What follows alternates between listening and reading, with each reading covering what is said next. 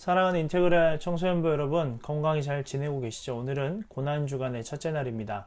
고난주간을 맞이해서 청소년부에서 함께 성경을 필사하고 은혜를 나눕니다. 오늘은 마태복음 21장 12절에서 17절입니다. 목사님도 이렇게 오늘 부분을 필사를 하고 이렇게 묵상을 했습니다. 오늘 본문 말씀 함께 읽고 어떤 또 의미와 또 우리에게 어떻게 적용할 수 있는지를 함께 나눠보겠습니다. 마태복음 21장 12절에서 17절입니다.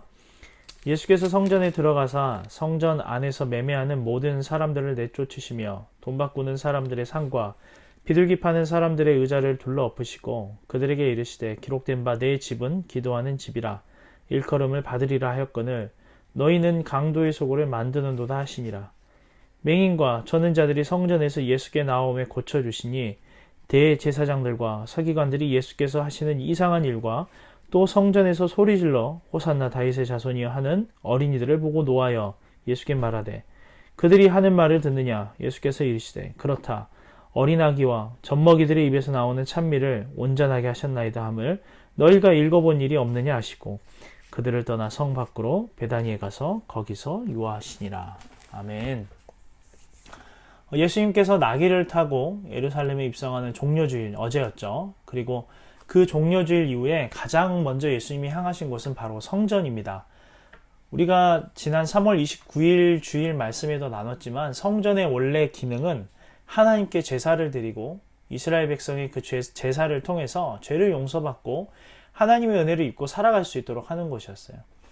백성들이 하나님께 드리는 제물은 또 정결하고 구별된 제물을 드려야 됐고 먼 곳에 살고 다른 나라에 살아도 이스라엘 민족은 예루살렘으로 와서 여러 절기를 지키며 살아야 했습니다.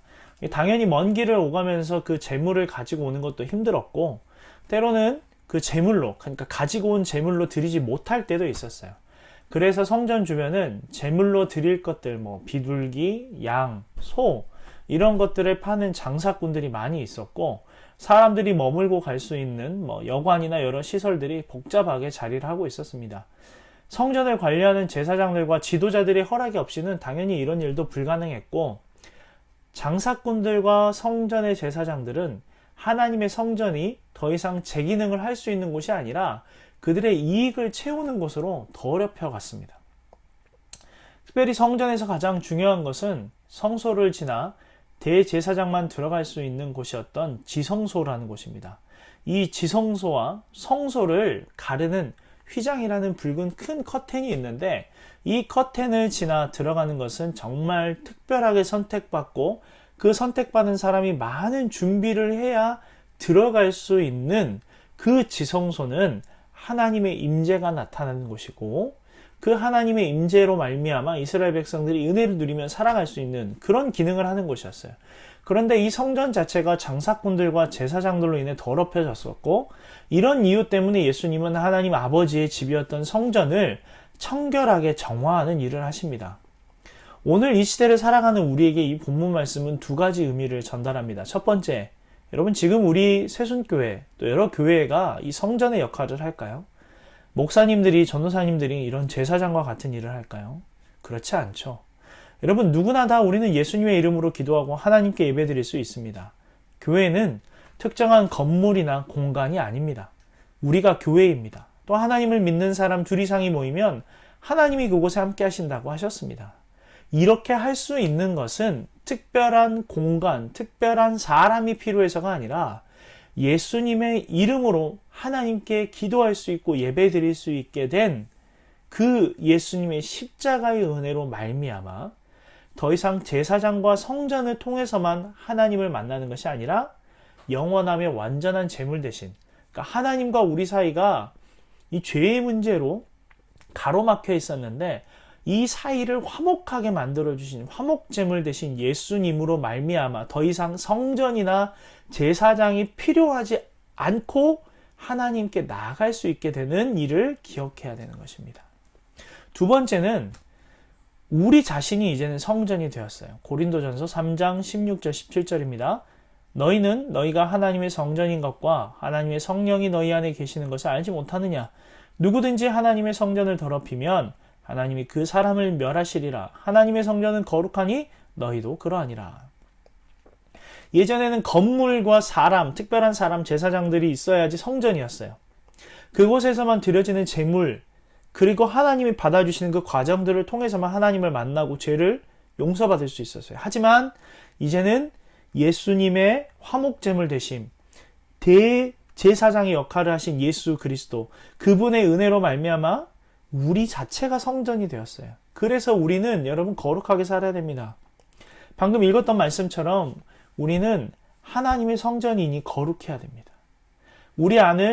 우리가 성전된 우리 안에 혹시라도 장사꾼들이 뒤덮고 있는 것처럼, 그 예수님께서 혼내고 그들을 쫓아내신 것처럼 우리 마음에, 우리 삶에 하나님이 기뻐하시지 않는 장사꾼과 같이 성전을 차지하는 것들이 있다면 여러분 부디 구별하고 분별해서 깨끗하게, 온전하게, 거룩하게 지켜내시기를 소망합니다.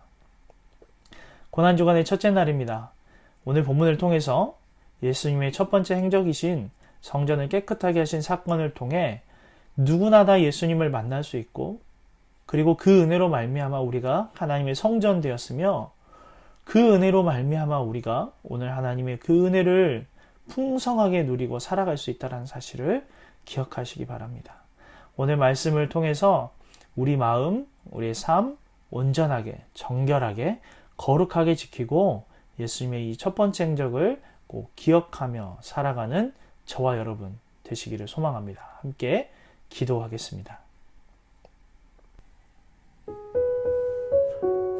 함께 기도할 때 오늘 말씀대로 예수님께서 온전하지 못한 그 성전으로 향하셔서 그들을 혼내키고 장사꾼들을 쫓아내시며 하나님 아버지의 집이었던 그 성전을 회복하시고 청결케 하신 것, 그 사건을 기억하며 십자가의 은혜로 말미암아 이제 누구나 다 하나님 앞에 나아갈 수 있고, 또 우리가 성전이 되었음을 기억하며 혹시나 우리의 삶과 우리의 마음 가운데 하나님이 기뻐하시지 않는 부분, 하나님이 기뻐하시지 않는 것들이 있다면 정결하게, 거룩하게 구별하고 분별하여서 깨끗하게 청소하는 것처럼 우리 마음과 우리 삶을 바로 세울 수 있도록 도와달라고, 그리고 고난주간의 첫째 날을 통하여서 예수님의 행적을 잘 기억하고 담겨있는 은혜를 우리 삶 가운데 잘 적용할 수 있도록 도와달라고 함께 기도하고 하나님 앞에 나아가면 좋겠습니다. 함께 기도하겠습니다.